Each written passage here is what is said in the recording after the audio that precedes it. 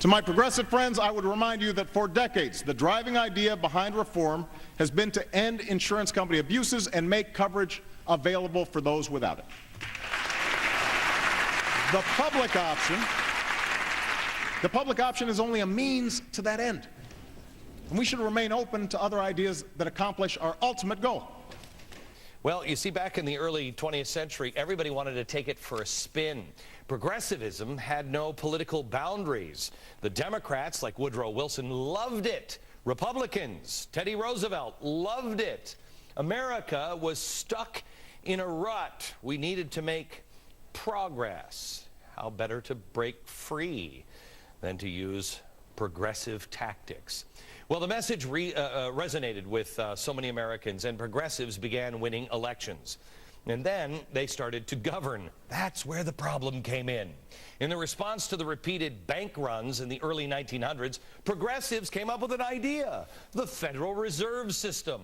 This flew right in the face of our founders. Thomas Jefferson, he argued that the central bank was, quoting, one of the most deadly hostility existing against the principles and form of our Constitution, end quote.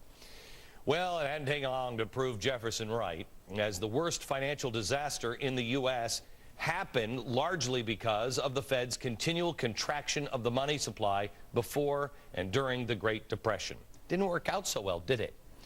Progressives also wanted to redistribute the wealth, spread it around a bit. They implemented an income tax. In fact, the name is still a progressive income tax.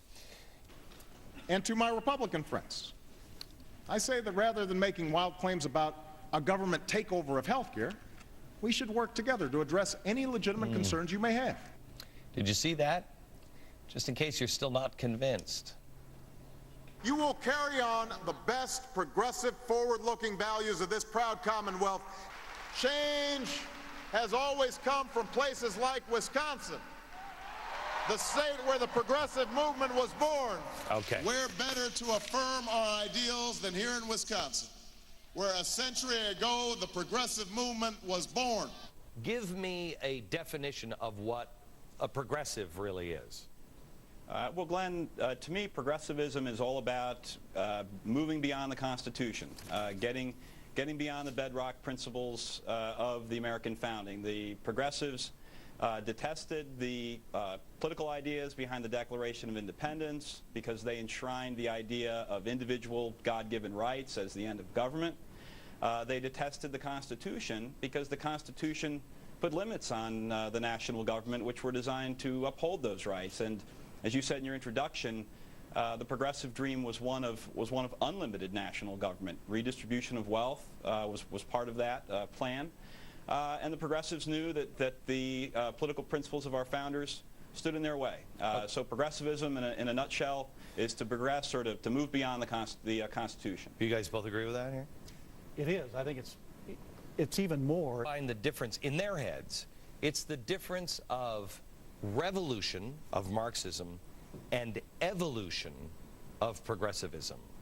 I like to think of the progressives as conservative socialists. The same aims, the same understanding of the role of the state, no boundary that individual rights can place between the state and the individual, but the change they wanted to take place, as you said, more gradually, more organically. So conservative socialist is not a bad way to think of it. All right. And Teddy Roosevelt was a progressive. Woodrow Wilson was a progressive. Progressivism had strong influence in both parties in the early 1900s, hence the progressive income tax. The whole idea that we can solve problems with government solutions, which means that we have to move beyond the Constitution. Burton? Well, it's the same thing, because it means that we're not going to have rule of law. We're going to have rule by men, an educated elite of men.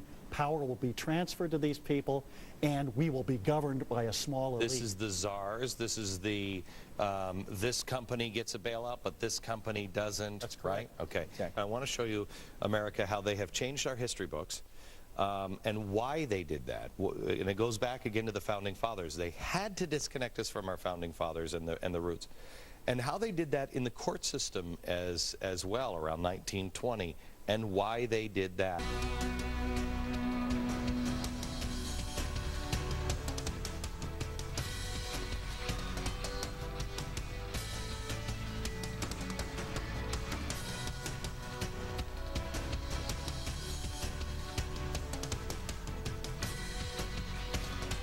the preamble of the Constitution should never be read, and the Declaration of Independence has zero relevance to any other age other than 1776.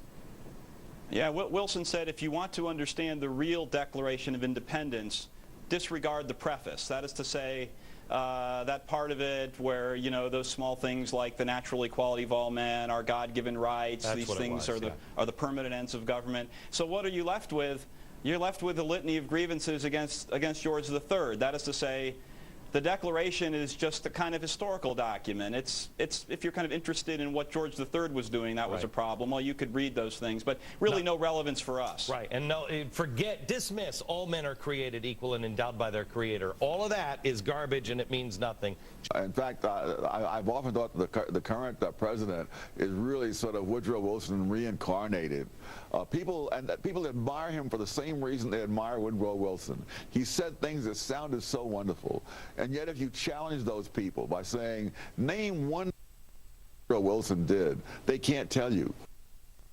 No, the progressives definitely wanted to marry the perfection of individuals through genetic restructuring, eugenics, to the perfection of individuals through public policy. Okay. It's a two-part plan. And I prefer the word progressive, which has a real American meaning, going back to the progressive era at the beginning of the 20th century. I consider myself a modern progressive.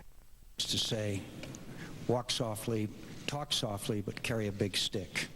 this is why we always feel like there's no choice. It's like we vote for one or we vote for the other and we end up at the same place. This is why. Are they different today, fundamentally different today, progressives, than they were in the early 20th century? They're very similar. Well, Glenn, Go ahead, RJ. I think that they're similar in the following respect. They think that government is whatever it needs to be. Whatever any human problem is, whatever any crisis comes up, government's got to be there to meet that. That was the progressives. But they thought history drove government. Here's Margaret Sanger.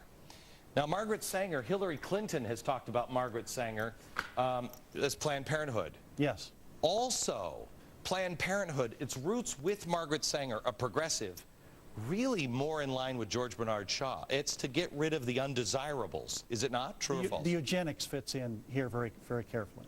Correct, correct. Woodrow Wilson, we had a desegregated military until Wilson, and he resegregated everybody. He resegregated the whole civil service. Yes, Glenn. Okay. To my progressive friends, I would remind you that for decades, the driving idea behind reform has been to end insurance company abuses and make coverage available for those without it. The public option is only a means to that end. And we should remain open to other ideas that accomplish our ultimate goal.